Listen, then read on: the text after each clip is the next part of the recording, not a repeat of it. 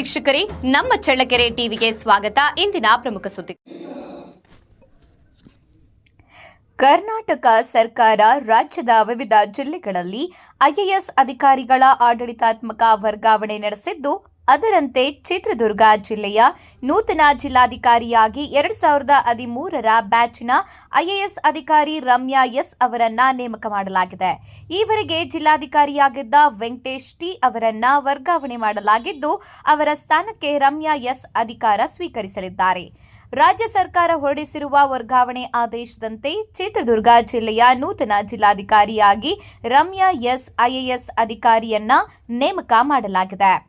2013ರ ಬ್ಯಾಚ್ನ IAS ಅಧಿಕಾರಿಯಾಗಿರುವ Ramya S ಅವರು ಇದುವರೆಗೆ ನಿಯಮಿತದ ವ್ಯವಸ್ಥಾಪಕ ನಿರ್ದೇಶಕಿಯಾಗಿ ಕಾರ್ಯನಿರ್ವಹಿಸ್ತಾ ಇದ್ರು. ಸರ್ಕಾರದ ಆದೇಶದಂತೆ ತಕ್ಷಣದಿಂದ ಜಾರಿಗೆ ಬರುವಂತೆ ಹಾಗೂ ಮುಂದಿನ ಆದೇಶದವರೆಗೆ ಚಿತ್ರದುರ್ಗ ಜಿಲ್ಲಾಧಿಕಾರಿಯಾಗಿ ಅವರನ್ನ ವರ್ಗಾವಣೆ ಮಾಡಲಾಗಿದೆ.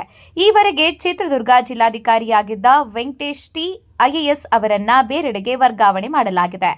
ಜಿಲ್ಲೆಯ ಆಡಳಿತಕ್ಕೆ ಹೊಸ ಚೈತನ್ಯ ನೀಡುವ ನಿರೀಕ್ಷೆಯೊಂದಿಗೆ ನೂತನ ಜಿಲ್ಲಾಧಿಕಾರಿಯಾಗಿ ಅಧಿಕಾರ ಸ್ವೀಕರಿಸಲಿರುವ ರಮ್ಯಾ ಎಸ್ ಅವರಿಗೆ ವಿವಿಧ ಸಂಘ ಸಂಸ್ಥೆಗಳು ಹಾಗೂ ಸಾರ್ವಜನಿಕರು ಶುಭಾಶಯಗಳನ್ನು ತಿಳಿಸಿದ್ದಾರೆ.